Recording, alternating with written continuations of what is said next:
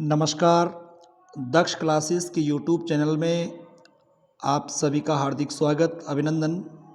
दोस्तों, आज मैं आपके लिए उत्तराखंड एमसीक्यू श्रृंखला में एक शानदार प्रश्नावली लेकर के आया हूं। टॉप 20 एमसीक्यूज प्रश्न हम सॉल्व करने वाले हैं, जो आगामी फॉरेस्ट गार्ड और ग्रुप सी के अंतर्गत होने वाली परीक्षाओं के लिए उपयोगी रहेंगे। चलिए शुरू करते हैं। स्क्रीन में पहला प्रश्न, अंग्रेजी के प्रसिद्ध बाल साहित्यकार रस्किन बॉन्ड, जो कि मसूरी में रहते हैं, इनकी पहली रचना कौन सी है?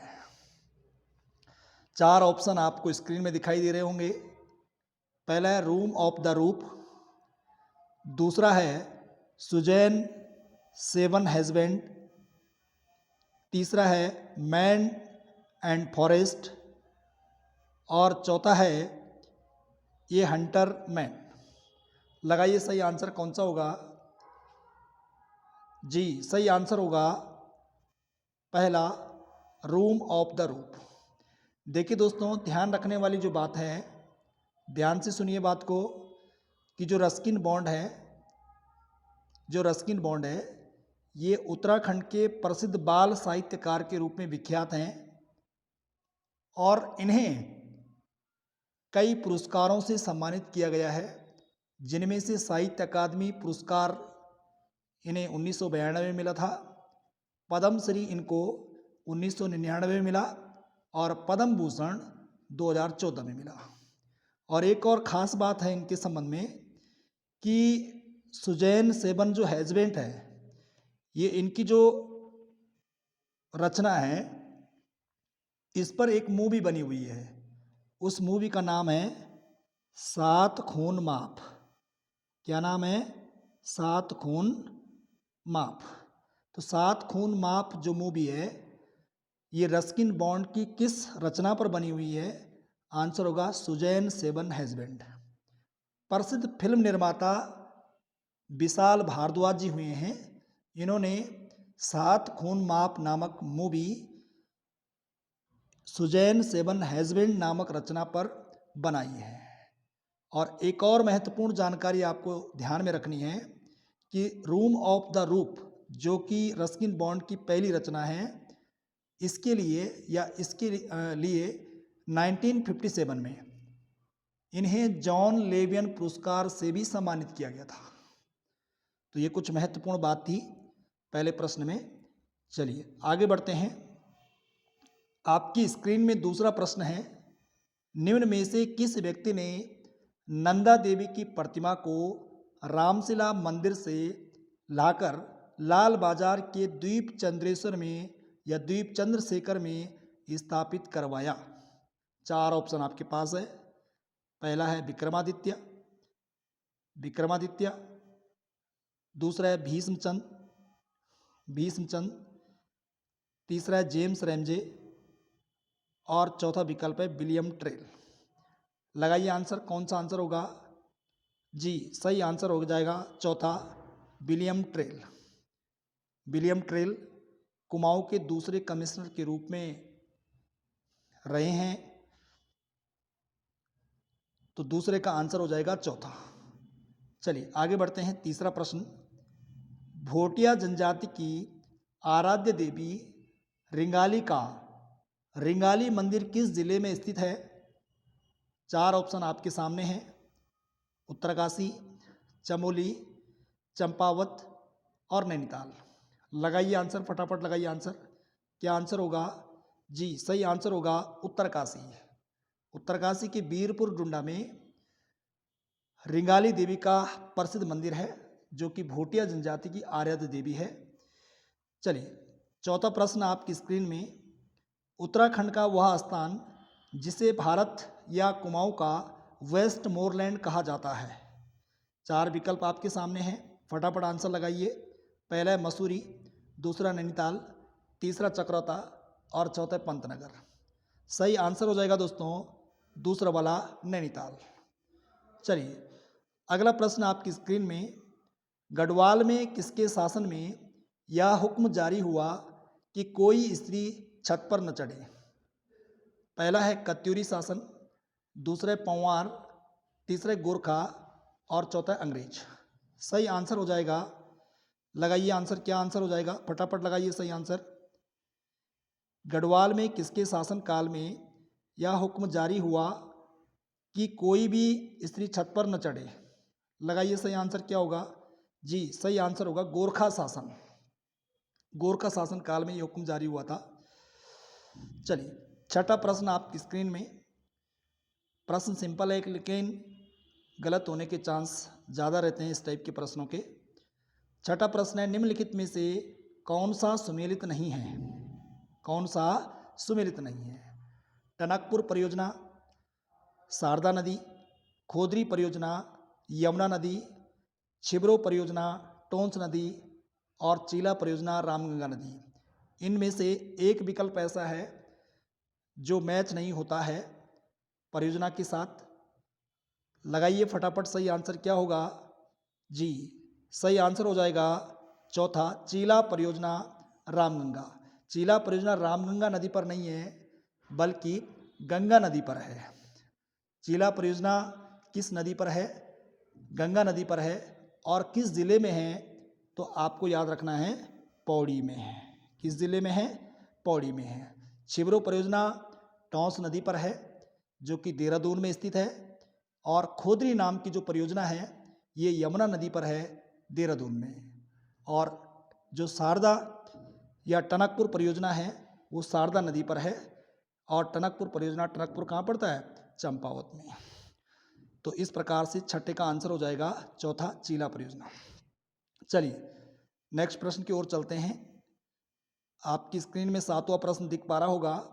पवन हंस कंपनी द्वारा 16 मई 2003 को निम्नलिखित में से कहाँ के लिए राज्य में सर्वप्रथम हेलीकॉप्टर सेवा प्रारंभ की गई थी? सिंपल सा प्रश्न है। बद्रीनाथ के लिए, केदारनाथ के लिए, जोशीमठ के लिए और श्रीनगर के लिए। लगाइए सही आंसर क्या होगा। आंसर होगा, लगाइए लगाइए क्या आंसर होगा, फटाफट लगाइए आंसर। जी सही आंसर होगा केदारनाथ के लिए। चलिए अगला प्रश्न आपकी स्क्रीन में। उत्तराखंड परिवहन निगम की स्थापना देहरादून में कब की गई थी? पहला है 3 अप्रैल 2004, दूसरा 5 दिसंबर 2006, तीसरा 30 अक्टूबर 2003 और चौथा 1 जुलाई 2001। लगाइए सही आंसर, क्या सही आंसर होगा। जी तीसरा, 30 अक्टूबर 2003 उत्तराखंड परिवहन निगम की स्थापना हुई। कहाँ? देहरादून में। आठवां प्रश्न, थारू जनजाति द्वारा नई फसल के स्वागत के लिए कौन सी पूजा की जाती है? पहला है बजहर, दूसरा है औत पर्व, तीसरा है नौवी पूजा और चौथा है छेई पूजा। लगाइए सही आंसर क्या होगा। लगाइए लगाइए क्या आंसर होगा। जी आंसर होगा दूसरा, औत पर्व। नई फसल के स्वागत के लिए की जाने वाली पूजा क्या कहलाती है?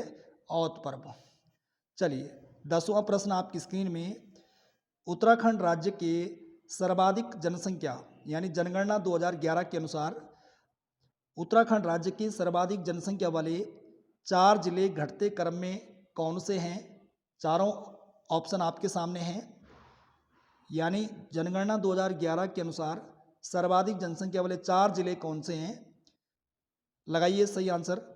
पहला है हरिद्वार, देहरादून, उधम सिंह नगर, नैनीताल। दूसरा है उधम सिंह नगर, देहरादून, चमोली व नैनीताल। तीसरा है हरिद्वार, नैनीताल, उधम सिंह नगर व देहरादून। और चौथा है हरिद्वार, चमोली, नैनीताल व देहरादून। लगाइए लगाइए फटाफट लगाइए। जी सही आंसर होगा पहला, हरिद्वार। सबसे ज़्यादा जनसंख्या हरिद्वार है, दूसरे नंबर पर देहरादून, तीसरे नंबर पर उधम सिंह नगर और चौथे नंबर पर है नैनीताल। सर्वाधिक जनसंख्या वाला जिला हरिद्वार, न्यूनतम जनसंख्या वाला जिला रुद्रप्रयाग। तो 10वें का पहला आंसर, 10वें का सही आंसर होगा पहला विकल्प, हरिद्वार, देहरादून, उधम सिंह नगर और नैनीताल। चलिए 11वां प्रश्न आपकी स्क्रीन में। भारत छोड़ो आंदोलन के दौरान अल्मोड़ा के गोविंद बल्लभ पंत को कहाँ नज़रबंद किया गया था?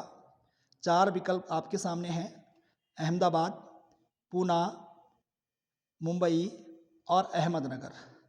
आंसर क्या होगा?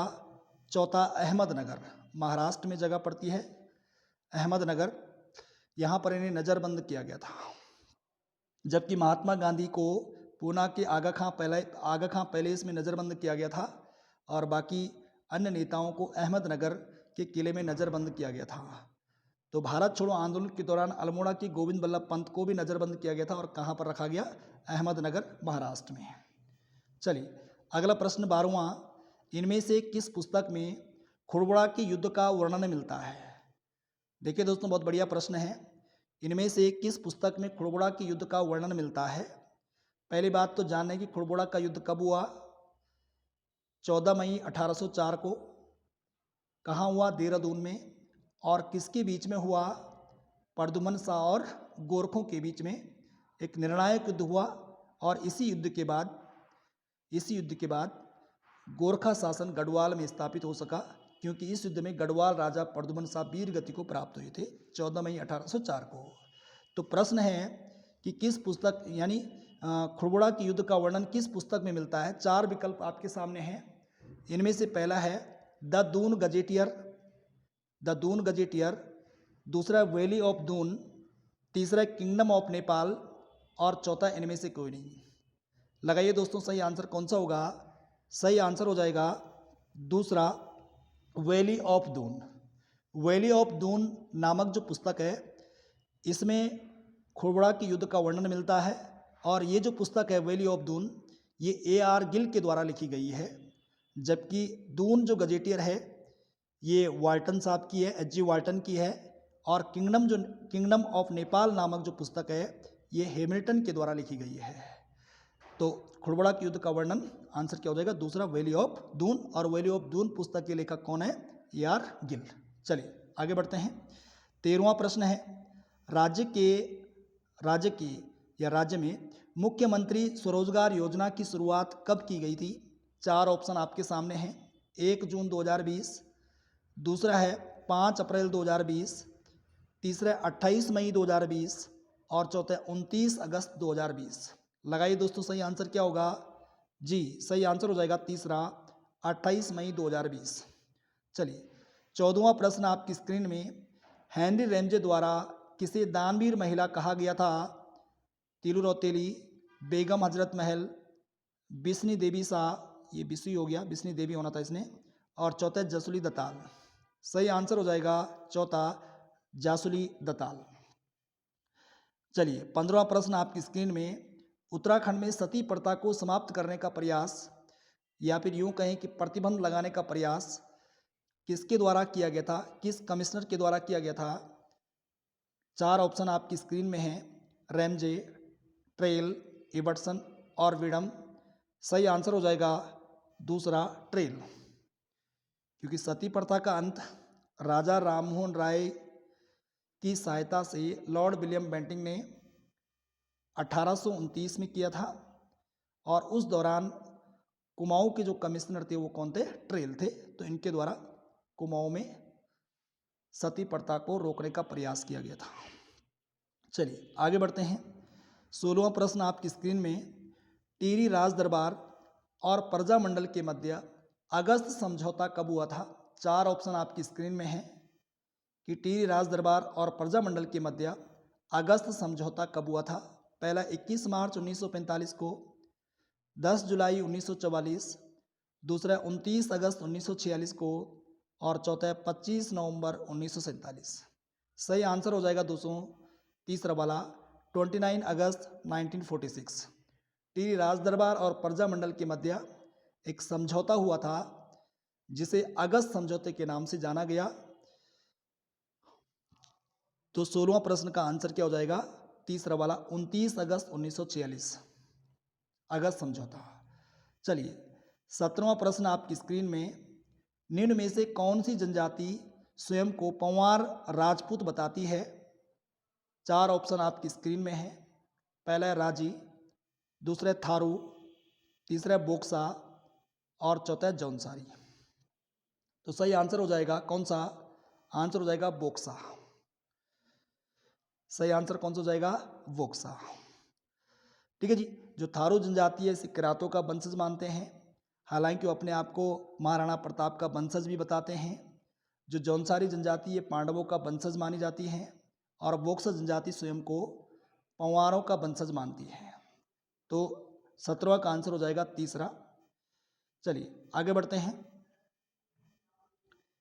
टिहरी में 12 आना भूमि बंदोबस्त किसने करवाया था? 12 आना भूमि बंदोबस्त किस राजा ने करवाया था टिहरी में? 4 ऑप्शन हैं। पहला है सुदर्शन शाह, दूसरा है कीर्ति शाह, तीसरा है भवानी शाह और चौथा है प्रताप शाह। लगाइए सही आंसर, लगाइए कौन सा आंसर होगा? 12 आना भूमि बंदोबस्त टिहरी में किसने करवाया था? सही आंसर हो जाएगा, लगाइए लगाइए कौन सा सही आंसर हो जाएगा? जी आंसर हो जाएगा तीसरा भवानी शाह। भवानी शाह ने 1861 में टिहरी का दूसरा भूमि बंदोबस्त किया था, जिसे 12 आना भूमि बंदोबस्त कहा गया, जो कि आठूर विद्रोह के परिणाम स्वरूप किया गया था। चलिए आगे बढ़ते हैं। आगे बढ़ने से पहले ध्यान रखना कि सुदर्शन शाह ने टिहरी का पहला भूमि बंदोबस्त कराया था। टिहरी का पहला भूमि बंदोबस्त कराया था और कब कराया था? आप कमेंट बॉक्स में आंसर करें। दूसरा वाला मैंने आपको बता दिया। तीसरा वाला प्रताप शाह के समय में हुआ था 1873 में, जिसे ज्योला पैमाइश कहा गया। और ऐसे कुल मिलाकर के टोटल टिहरी में कितने भूमि बंदोबस्त हुए हैं? 5। चलिए आगे बढ़ते हैं। 19वां प्रश्न है, पर्वतीय क्षेत्र में गांव के बीच की भूमि को क्या कहा जाता था? पहला है घरिया, दूसरा है बिचल्या और तीसरा है बुनिया और चौथा है इजरान। पर्वतीय क्षेत्र में गांव के बीच की भूमि को क्या कहा जाता है? लगाइए सही आंसर क्या होगा? गांव के बीच की भूमि क्या कहा जाता है? सही आंसर होगा दोस्तों बिचल्या। बिचल्या वह भूमि होती है जो गांव के बीच में होती है, गांव के मध्य में होती है। और जो घरिया है ये गांव के जो समीप होती है। तो गांव के समीप जो भूमि होती है इसे क्या बोलते हैं? घरिया बोलते हैं। और गांव के बीच में जो भूमि होती है इसे क्या बोलते हैं? बिचल्या बोलते हैं। और बुनिया भूमि वो होती है जो वनों से लगी होती है। वनों से लगी जो भूमि होती है वो क्या कहलाती है? बुनिया भूमि कहलाती है। तो 19वां प्रश्न का सही आंसर क्या हो जाएगा?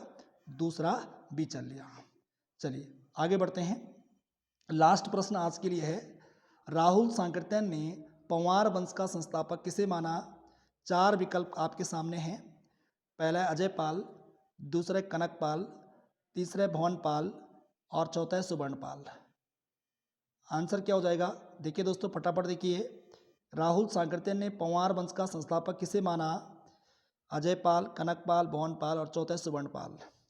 सही आंसर हो जाएगा पहला वाला। सही आंसर हो जाएगा पहला अजय पाल।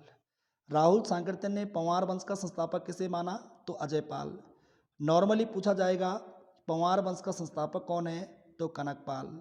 और अगर पूछा जाएगा कि पंवार वंश का वास्तविक संस्थापक किसे माना जाता है, तभी भी आंसर क्या हो जाएगा? अजय पाल। तो इस प्रकार आज के टॉप 20 MCQs उत्तराखंड के पूरे हो जाते हैं। और आप अपने आप को देखिए, अपना मूल्यांकन करिए कि 20 प्रश्नों में से आपकी कितने प्रश्न हो पा रहे हैं। और कमेंट बॉक्स में ज़रूर बताएं कि आपकी कितने प्रश्न ठीक हुए। और इसी प्रकार की वीडियो आगे पाने के लिए चैनल को सब्सक्राइब करें और वीडियो को शेयर करें। Thank you so much.